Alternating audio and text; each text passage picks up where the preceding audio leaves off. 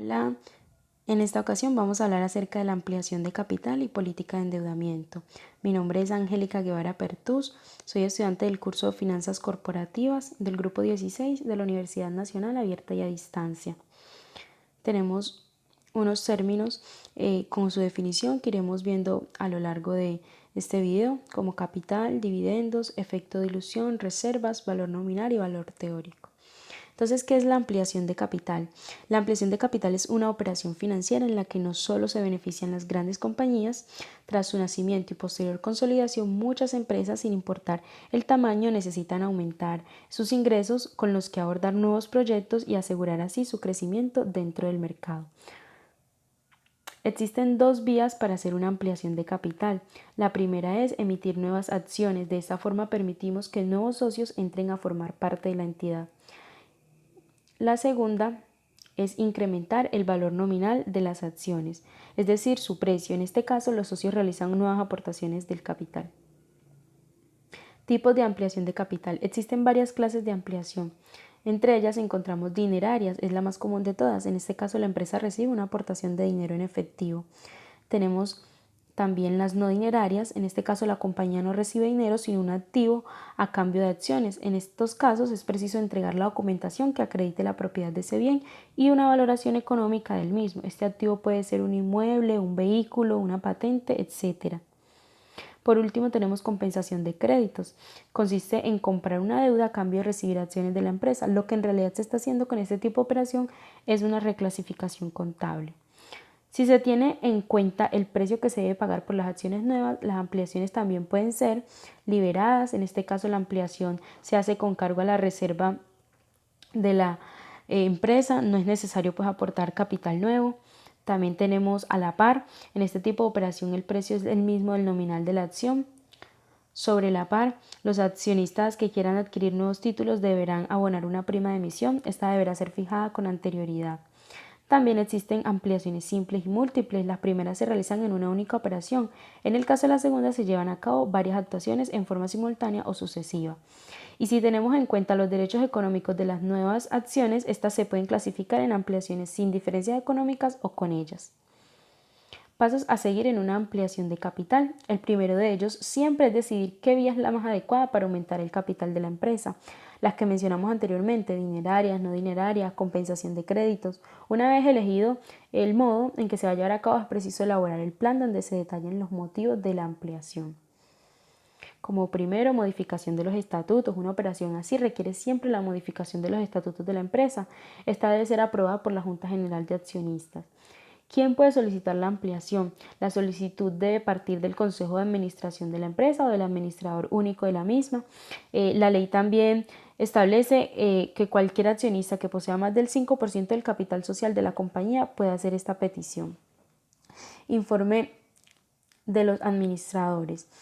Toda propuesta de ampliación debe ir acompañada de un informe donde se expliquen todos los detalles de la misma, en qué va a consistir, a través de qué vía se va a hacer, los términos económicos, su finalidad y por supuesto los riesgos que esto conlleva. Por último, a la notaría. Tras el acuerdo es preciso acudir al notario para elevarlo a la escritura pública, pedir un certificado al banco que el capital ha sido ingresado y después acudir al registro mercantil para inscribir la escritura. Este tipo de operaciones financieras supone muchos beneficios para las empresas que lo llevan a cabo. Las empresas se presentan más fuertes ante el mercado, el número de clientes aumenta y, por último, mejora el nivel competitivo de la misma.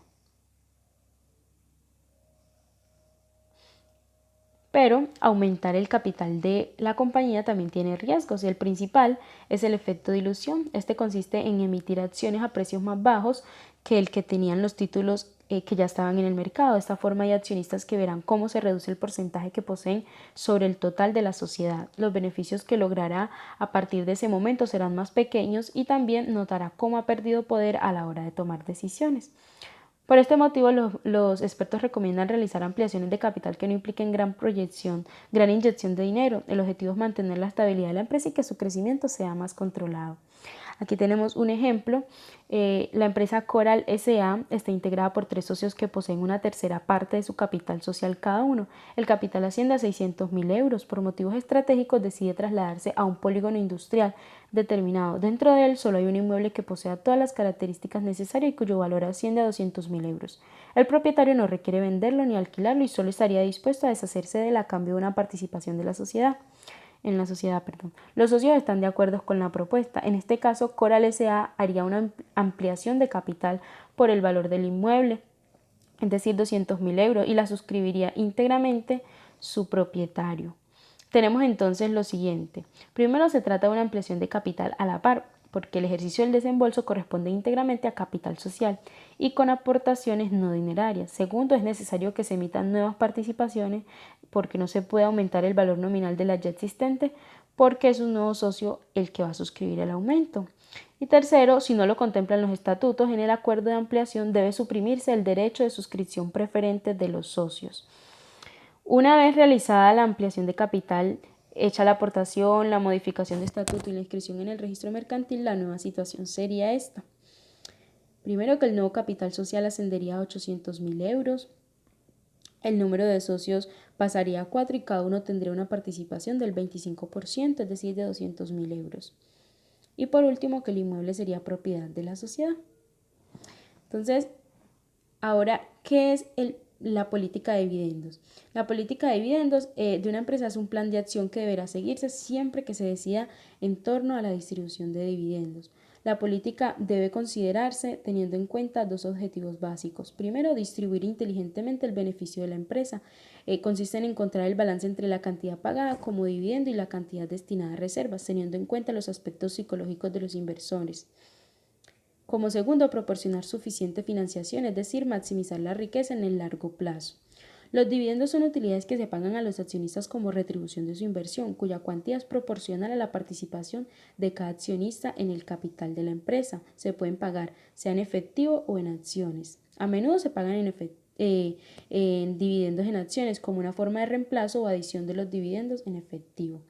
Entonces, vemos aquí estas 2 formas en que se pueden pagar.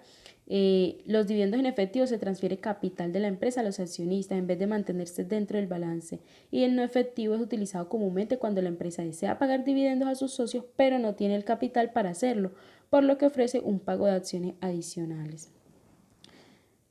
La política de dividendos como fuente de financiamiento. Esta se establece teniendo en cuenta tiene sus implicaciones en decisiones financieras, dado que para el pago de dividendos se debe financiar de alguna forma, ya sea obtener un financiamiento a través de un endeudamiento o con una ampliación de capital. El enfoque tradicional hacia los dividendos es muy claro. Las compañías deberían distribuir tanto como les fuera posible de los ingresos netos en forma de dividendos, ya que los inversionistas preferirían dividendos antes que ganancias de capital futuras. Procedimientos para el pago de dividendos. Fecha de declaración. Es la fecha en la cual la junta directiva de una empresa declara los dividendos regulares. Fecha de registro es la fecha en la cual la compañía abre el libro de propietarios para determinar quién va a recibir el dividendo. La empresa pagará dividendos a los accionistas registrados a esta fecha. Fecha ex dividendo. Generalmente se cumple 2 o 4 días hábiles antes de la fecha de registro, por lo tanto, si la acción es vendida, el nuevo accionista deberá estar registrado antes de esa fecha para tener el derecho a recibir el dividendo. Y fecha de pago, que es la fecha en la cual la empresa envía por correo los cheques de los dividendos. Ahora, ¿cuáles son esos factores que influyen en la política de dividendos? Tenemos las restricciones legales, tenemos limitaciones contractuales, restricciones internas, como la disponibilidad de efectivo, perspectivas de crecimiento, consideraciones sobre los propietarios, consideraciones sobre el mercado. La decisión de la política de dividendos no es una decisión independiente, se debe tener en cuenta el presupuesto de capital y también la estructura del capital.